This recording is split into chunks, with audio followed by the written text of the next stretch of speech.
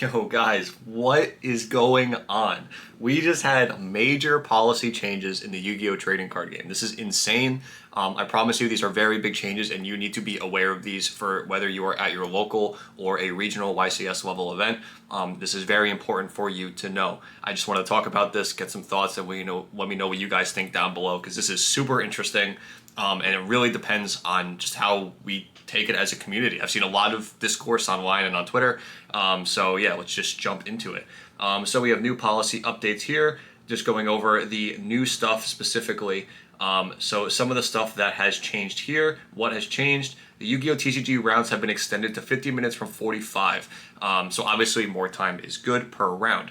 Round times have been adjusted for Tier 4 events, the Yu-Gi-Oh! World Championship, which, I mean, realistically, that is only a very select few of players anyway.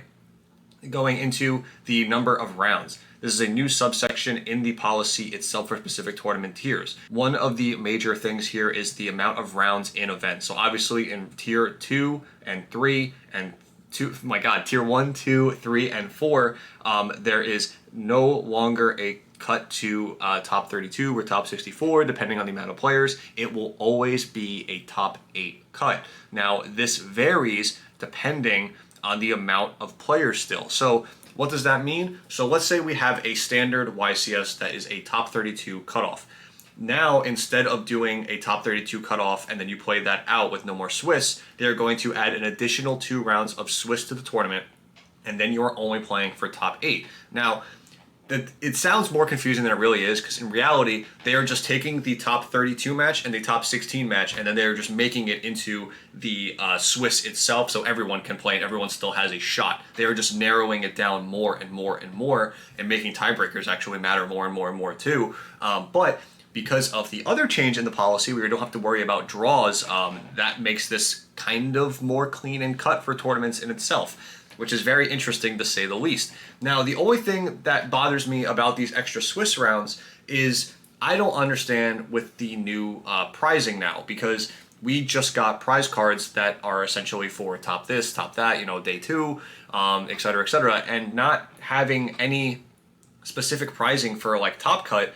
Does that now change? For instance, like a YCS top cut mat, does that still go to top 32 players, or is that now being more limited to the top 8 players so that maybe they are more valuable on the secondary market, to try to, I guess, artificially inflate the price of those mats? Because, I mean, realistically, the YCS mats have not been doing well overall on the secondary market, at least. So maybe this is a way for them to artificially increase the price of those. That is just one thing that I was thinking of. Now, I think the prize cards that they announced, the Card Trooper, the Veil, or the little pack thing, I think all of that stays the same depending on where you land. So you can still get extra prizing if you end up at, let's say, 17th place or 15th place to get top 32 or top 16, depending on where you land for that. So you might still be getting additional prizing for, it makes day 2 worth it. You don't just drop. Once you realize you can't top cut, you can still get in for those additional prizes to fill out the tournament for Swiss, which I think is also a net good. I really don't know how to take this until I see it play out more, but this is just a very big change and it's very different. Going into a little bit more, just what does it mean? Regardless of how many duelists are at Tier 3 events, such as a YCS or WCQ, or a Tier 4 event, World Championship duelist, the top cut will always be top 8. Let's see, and then we're balancing this out by adding 2 additional Swiss rounds at Tier 3 tournaments, such as YCSs, and then blah, blah, blah, and then we're going into now tournament play. So the reason this is important now is because of the very first line. This is super important, is draws. There's no more draws, essentially. Intentional draws, obviously, it just doesn't exist because draws don't exist anymore. At least, in any Swiss rounds, you can't do it. Yu-Gi-Oh! Has now just eliminated draws, it seems like. Matches can no longer end in a draw, intentional or otherwise. So that is just like flat, drawing is done. That does not exist in this game anymore. Again, this is very interesting. That does not exist in a lot of other card games. I don't think any, actually. This is the first time since, forever where they were just, does not exist anymore. Now, one of the biggest things was, what's it called? Where is end of match procedure? This is the other major change that you need to be aware about. And I am still figuring out as we are talking about this. We have an entirely new end of match procedure. And this pretty much applies for every tournament. The main one that I want to focus on is the Swiss, because that is literally the majority of tournaments that you are going to play in. That is going to be your local events. That is going to be your regionals, your YCSs. That is going to be literally 90% of the events that you are going to play in are going to be Swiss. Very select few use single elimination. This will be something similar, more of like side events, right? Where if you go into time and like a win a mat, this is where the single elimination and a match procedure will come into play. So I'm less focused on that and more on the Swiss rounds. So going down a little bit more, what's it called? A match has now officially been considered finished when one of the duelists has either won 2 duels or lost 2 duels. There is no in between. There is just that. That used to not be very clear, which I feel like is kind of funny, but now it's officially in policy.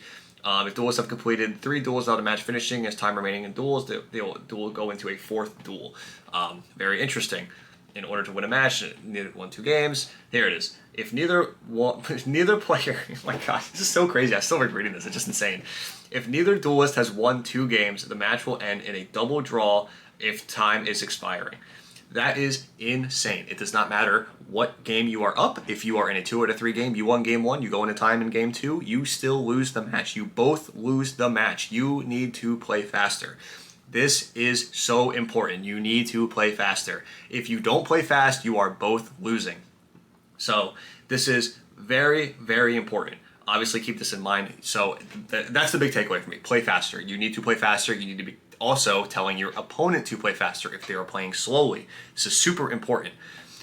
Because now this is going to be like a change of, I don't want to say like culture, but kind of is in the Yu-Gi-Oh! Trading card game space specifically, because now people were relaxed, I'll say. People weren't calling slow play at 35 minutes in the round, at 20 minutes in the round, maybe at like 15. Once the one starts at the numbers, that's when people started getting more concerned of like slow play and time. You need to start telling your opponents slow play, play faster, please.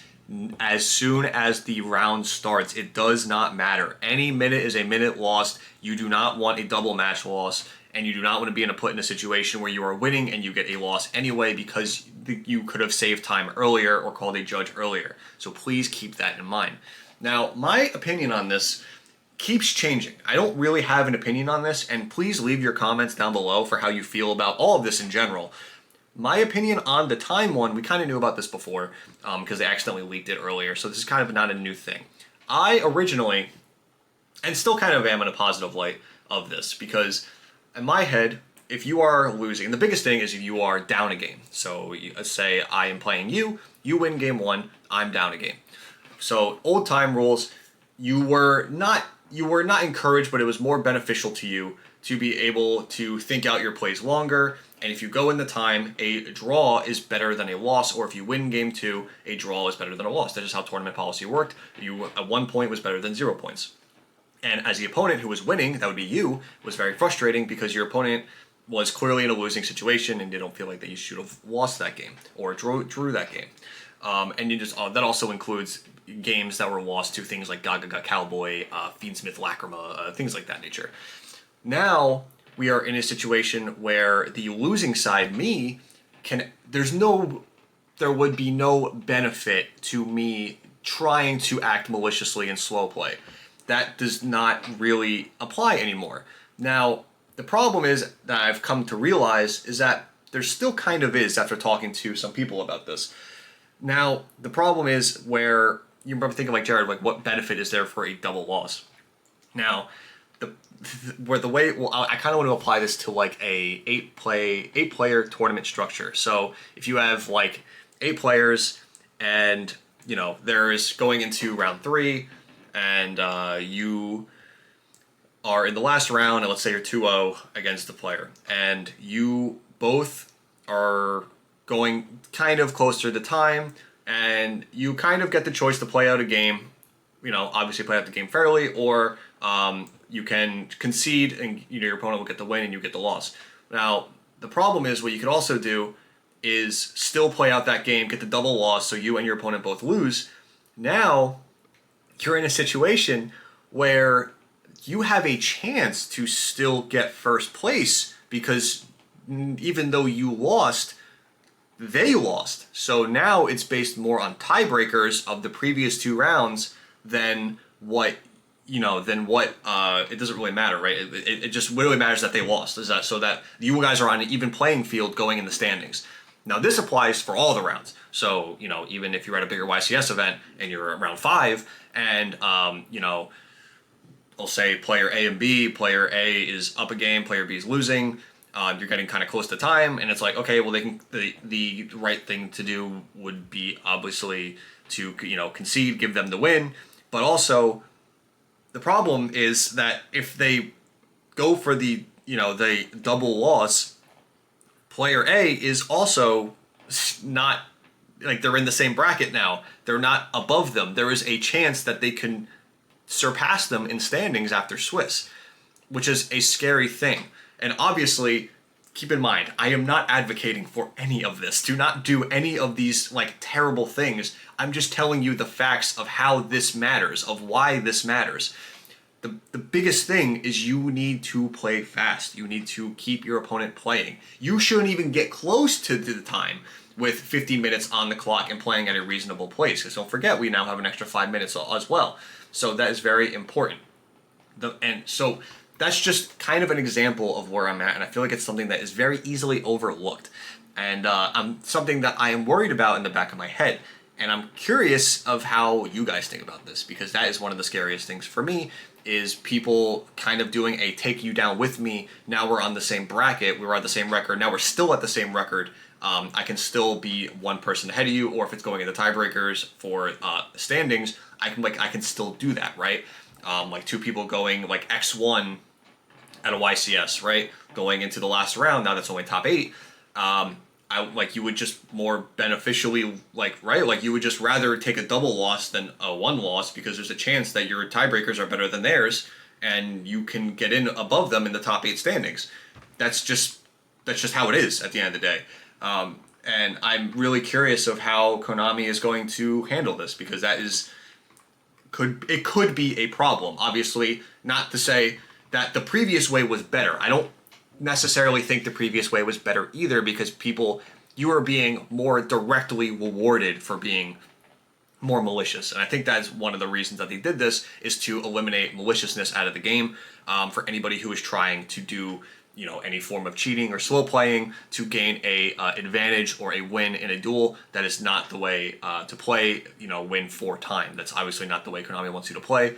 So that's kind of more, I understand them from that point of view, but it's just something that I want to make, known that this, a player who is malicious is a player who is malicious. I want to get that straightforward. I think that they are going to be malicious no matter what, to try to win. And I think there are rules in place for you as a player who is good, who is trying to follow the rules and play the best that they can, like all of us. That's what we want to do. Or I like to hope all of us, is to be able to stop these players from using malicious intent to be able to gain any form of advantage. That is the main thing I want to take away from this. Please use the rules to your advantage. I do not want to see you getting burned to the ground with some malicious player who thinks that just because they burned you to the ground, they now have a slightly better chance of getting in the top cut for prizing. That's all I'm trying to say. I think this is better than the old way still for time. I still think this is better than the old way, just because people aren't playing Gaga Cowboy, playing for time slower. The person who's being malicious isn't winning. That's a big aspect of it. They aren't winning. They're still getting knocked out of the tournament faster if they're doing this. So, yeah, that's the main thing. Quick thinkers are going to be very well in this format, I feel like, or at least now currently in the game in general, because you're going to have to play faster. That's just people already should have been playing faster, but now you will be pressured more. I guarantee you are going to be, no matter what, people are going to be like, hey, can you play? Can you please make a move? Be respectful. Always be respectful to your opponent. Don't be some kind of to be too pushy. You know what I mean? Be respectful. Something I call strangers respect. Always be respectful to your opponent. You're both here to play a game. At the end of the day, to have fun, even though it's a competition. Please be respectful to your opponents. So yeah, that's the biggest thing. Just keep it in mind. Now, again, I want to hear what you guys think down below. There's so many takes that can go into this. Please let me know. I would love to talk to you about it in the comments down below. But yeah, this is crazy. So you need to know this. And please, I'll link the policy documents down below so you guys can see it. So yeah, I hope you guys enjoyed. Please subscribe if you did, and I'll see you in the next video. Bye, guys.